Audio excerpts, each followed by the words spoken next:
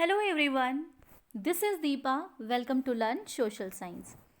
Today we are going to start our new chapter of Geography, chapter number 9, that is Life in the Temperate Grassland. In this chapter we'll discuss about temperate grassland, that is prairies and veldt. Little bit we have discussed about vegetation and grassland in the chapter number 6, that is natural vegetation and wildlife. Before starting this chapter, I'll tell you that meaning of temperate is not too hot, not too cold. Students, as you know well, in the class 6 we have learned through that if this is our earth, so this is a line which divided 0 degree equator, 0 degree equator, right? And Tropic of Cancer and Tropic of Capricorn, that is 23.5 degree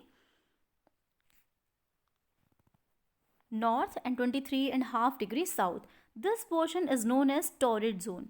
You know well, this is very hot zone because sun rays directly reach there.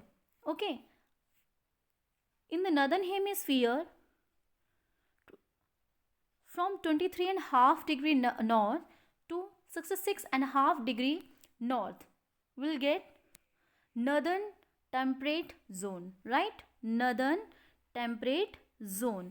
And this one, 23.5 degrees south to 66.5 degrees south, that is southern temperate zone. And after that we are getting the frigid zone. No, you know well, frigid zone जहाँ पर बहुत cool है, area बहुत cool है, ये frigid zone है हमारा 90 degree north है हमारा, right students? So temperate means not too hot not too cold, मतलब शीत उष्ण मीन्स दोनों टाइप का टेम्परेचर रहता है, ठंडा भी रहता है, गर्म भी रहता है, ठीक है? Let's start our chapter.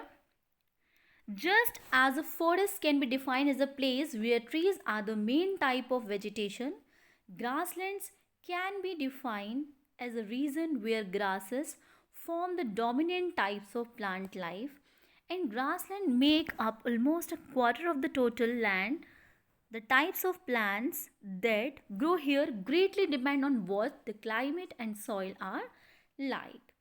As climate plays an important role in the formation of grasslands, it is generally used as a basis to divide world's grasslands into two broad categories. First one, those that occur in the temperate region and those that occur in the tropical regions. Okay, so let's discuss in Hindi कि ऐसे areas जिन areas पर मतलब mostly vegetation जो है वो trees हैं, उस areas को तो हम फॉरेस्ट बोलते हैं, राइट? उन एरियाज़ को हम फॉरेस्ट बोलते हैं. लेकिन जिन एरियाज़ में ग्रासलैंड्स पाई जाती हैं, यानी कि जो ग्रासेस होती हैं वो ज़्यादा होती हैं, dominant type of plant life होती हैं, वहाँ पर हम क्या कहते हैं? उन एरियाज़ को हम ग्रासलैंड्स बोलते हैं. ग्रासलैंड्स जो हैं हमारी, अगर हम अर्थ की बात करें तो एटलीस्ट 1/4 पार्ट यानी कि 1/4 हिस्से पर घास स्थल ही हैं, ठीक है ना? और जो इनके लिए क्या रिक्वायर्ड है, किस टाइप की क्लाइमेट और सॉइल रिक्वायर्ड है, उसी तरीके से वो फ्लरिश करती है जैसी क्लाइमेट और सॉइल इसको रिक्वायर्ड होती है. जिन एरियाज़ में उनको वो ग्रासलैंड को मिलती है, उन एरियाज़ में वो बहुत अच्छे से फ्लरिश्ड होती है, ठीक है? ग्रासलैंड की अगर हम बात करें कि इसमें ऑब्वियसली क्लाइमेट बहुत इंपॉर्टेंट फैक्टर है इनका, है ना? Climate plays an important role to the formation of grassland, ठीक है ना? जो उसके निर्माण की बात होती है ना, घास स्थल का जो निर्माण होता है उसमें जलवायु बहुत महत्वपूर्ण है. इसीलिए जनरली जो हम क्या करते हैं, जलवायु को विश्व के जो घास स्थल हैं उनको 2 कैटेगरीज में डिवाइड करते हैं, यानी कि 2 श्रेणियों में बांटते हैं, जो कि मुख्य श्रेणियां हैं. नंबर 1 क्या है हमारे? Temperate region.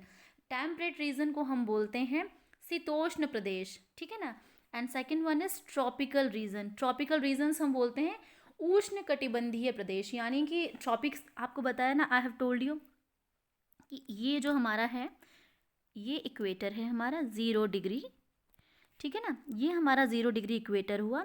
यहाँ से लेकर के ये जो एरिया था, ये यहाँ जो भी ग्रो कर रही हैं ये हो गई हमारी ट्रॉपिकल रीजन्स, और जो ये इस एरिया में जो ग्रो हुई है वो हो गई हमारी टेम्परेट रीजन, ठीक है ना, वो हमारी टेम्परेट ग्रासलैंड हो गई, right.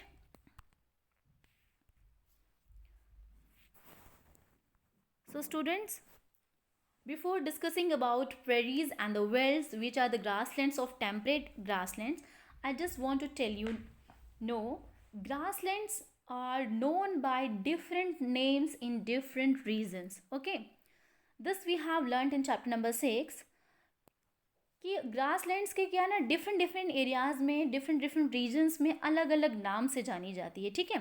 First of all will discuss about tropical grassland, जो ट्रॉपिक्स में जो डेवलप होती है, यानी कि 0 इक्वेटर से लेकर के ट्रॉपिक ऑफ कैंसर और ट्रॉपिक ऑफ कैप्रिकॉर्न के बीच में जो रहती है हमारी, उस ग्रासलैंड की बात करें तो इन पोर्शंस में आने वाला कॉन्टिनेंट है हमारा ईस्ट अफ्रीका आता है, कंट्रीज़ है जो कि ब्राज़ील है, वेनेजुएला है, ठीक है ना। तो ईस्ट अफ्रीका में जो ग्रासलैंड पाए जाते हैं उनको हम सवाना के नाम से जानते हैं। किस नेम से? सवाना, ठीक है। स्पेलिंग होती है SVANNA। Sorry, it is not visible properly, so choose one another pen. Yes, that is SVANNA, that is savanna, right।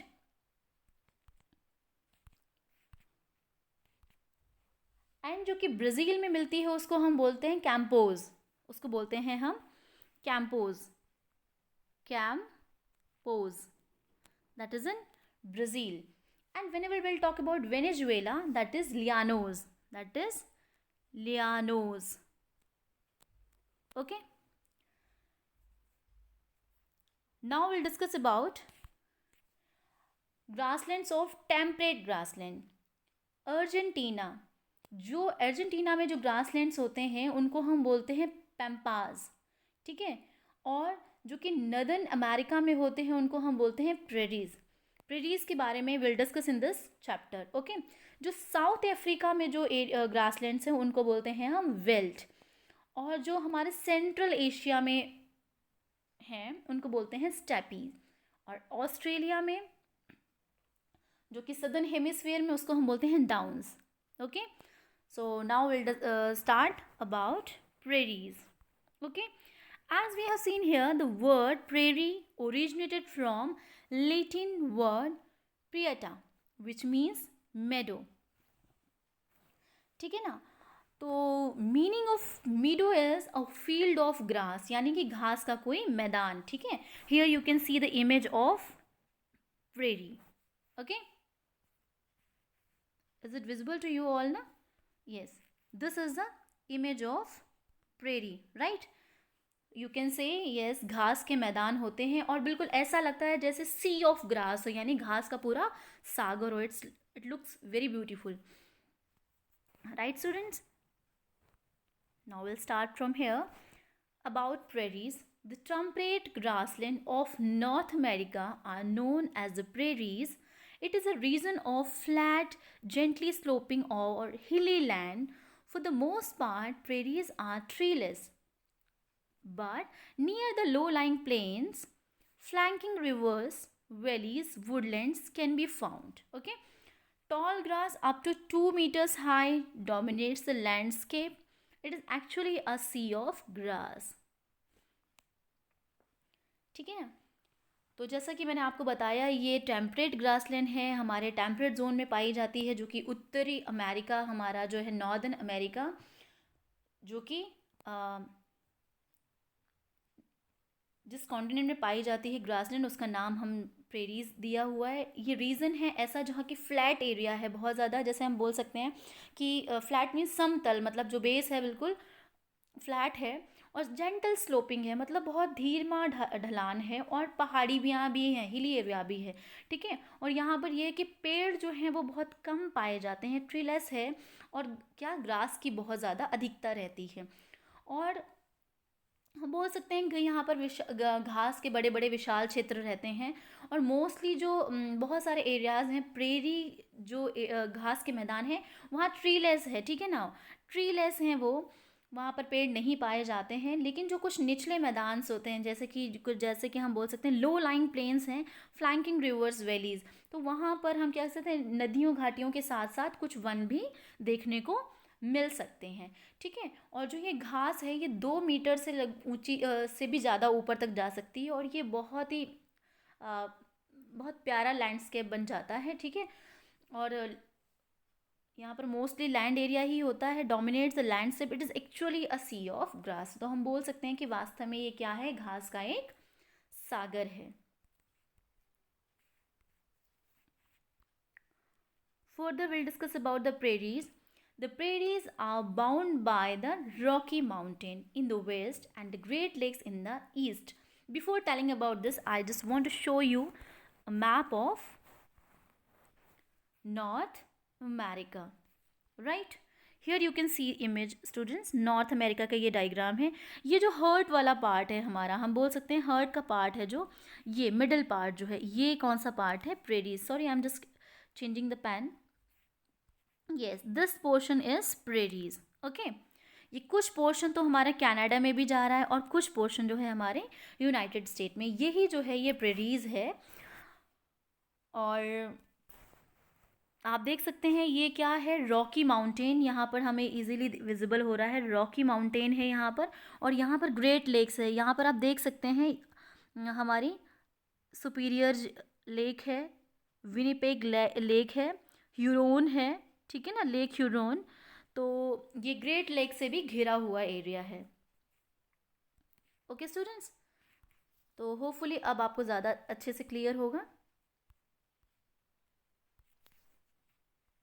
So let's move there.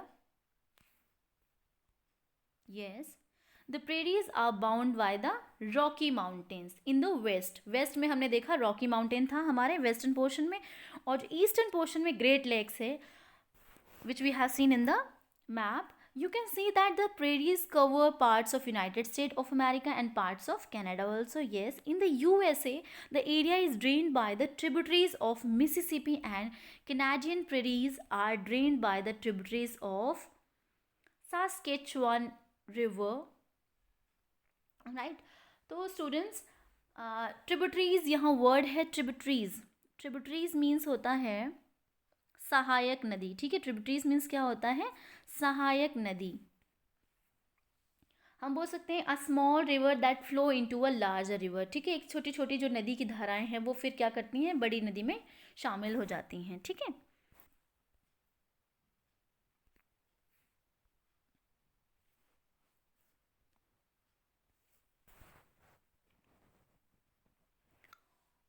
इसमें हमने देखा कि ग्रेट लेक और रॉकी पर्वत से घिरा हुआ है, और अमेरिका में जो प्रेरी है वो मिसिसिपी रिवर जो उसकी ट्रिब्यूटरीज हैं वो, और कनाडा की जो प्रेरी हैं उसमें जो कौन सी रिवर है, Saskatchewan river. We have seen Saskatchewan river, ठीक है, Saskatchewan river.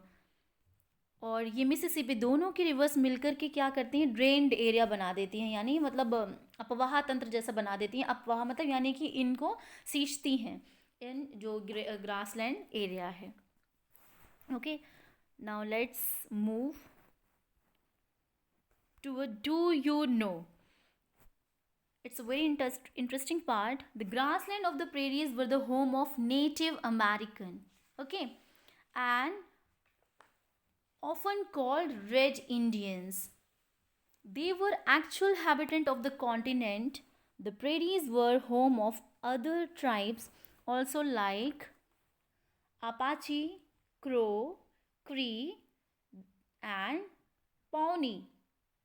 Okay, meaning of that, ये डू यू नो है, ये बहुत इंटरेस्टिंग पार्ट होता है स्टूडेंट्स। जो प्रेरी के जो घास के मैदान है वो अमेरिका के जो मूल निवासी होते थे, जिनको हम रेड इंडियन के नेम से जानते हैं, उनका है ये, मोस्टली उनका निवास स्थल है ये। और इस महाद्वीप यानी कि नॉर्थ अमेरिका जो हमारा कॉन्टिनेंट है, इसके वास्तविक निवासी वही लोग माने जाते हैं। और प्रेरी में कुछ और भी ट्राइबल कम्युनिटीज़ के लोग थे, दूसरी ट्राइब्स थी, जो कि अपाची, क्रो, क्री एंड पौनी है जो कि यहाँ पर रहती थी, यानी कि ये उनका भी निवास स्थल रहा है। ठीक है, here you can see the prairies, we have discuss about this and now students will discuss about climate of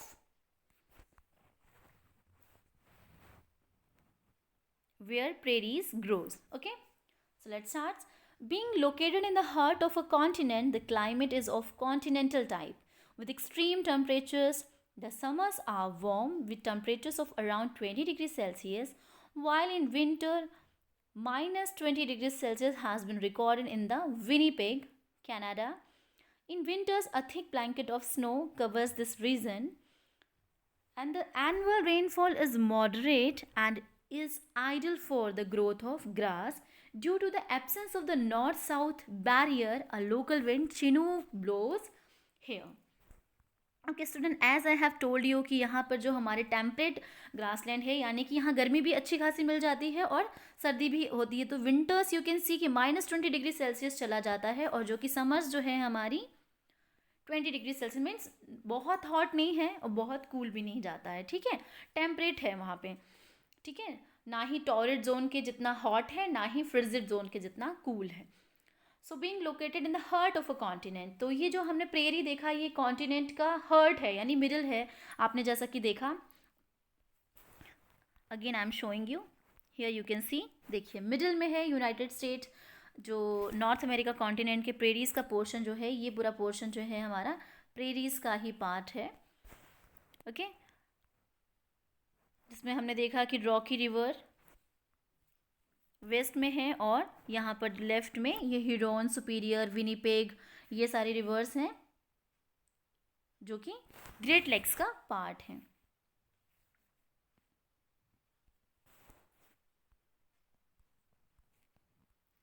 तो इसमें कॉन्टिनेंटल टाइप की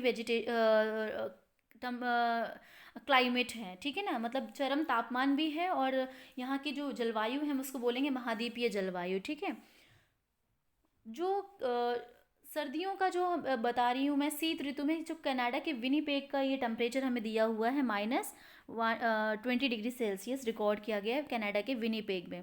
ठीक है, तो in winters a thick blanket of snow covers this region, एक मतलब मोटी परत से ढक जाता है, जो शीत ऋतु है उसमें बर्फ से ये पूरा प्रदेश जो है एक मोटी परत से ढक जाता है। और यहाँ की जो नॉर्मल जो एनुअल रेनफॉल है वो बिल्कुल ग्रास के अकॉर्डिंग है, बिल्कुल मतलब आइडल है ग्रोथ ऑफ ग्रास के लिए, ग्रास की ग्रोथ के लिए बिल्कुल आइडल है। और हम ये बोल सकते हैं कि जो नॉर्थ और साउथ बैरियर है, जो कि उत्तर दक्षिण अवरोध है, तो वहाँ पर क्या रहता है, एक स्थानीय यानी लोकल विंड है जो कि ब्लो करती है, जिसको हम किसके नाम से जानते हैं, चिनूक के नाम से जानते हैं।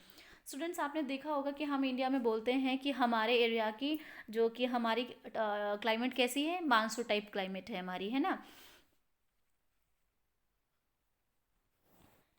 तो वहाँ पे हमने सुना है हमारी लोकल विंड का क्या नाम है, लू। ओके, सेम वे में नॉर्थ साउथ बैरियर जो ये नॉर्थ अमेरिका में जो लोकल विंड है उसका नाम है Chinook. Here I will discuss about Chinook. Chinook is a hot wind that blows in the winter and therefore raises the temperature within a short time. This increase in the temperature results in the melting of snow, making pastures land available for the grazing of animals. ठीक है, तो ये जो Chinook है यहाँ की एक कैसी रिवर है, हॉट विंड है। ठीक है, और विंटर्स में ब्लो करती है, ये blows in winter and raises the temperature. इसकी वजह से क्या होता है, टेम्परेचर, क्योंकि ये हॉट विंड है इसलिए टेम्परेचर रेज हो जाता है, बढ़ जाता है, टेम्परेचर रेज हो जाता है। और बहुत कम समय में ये क्या करती है, आसपास के एटमॉस्फेयर को क्या कर देती है, टेम्परेचर रेज करने के बाद हॉट कर देती है। तो इसकी वजह से क्या हो जाता है, जो आसपास की बर्फ़ होती है वो क्या होने लगती है, मेल्ट होने लगती है, पिघलने लगती है। ठीक है, इसकी वजह से क्या होता है, पास्चर लैंड अवेलेबल हो जाती है for the grazing of animal. Okay, so hopefully you will able to understand what I have told you. This is very interesting chapter, and in this In the next video, I'll discuss about flora and fauna of the prairies and the peoples, how the peoples living there. Okay? Catch your students in the next video. Thank you. Stay connected.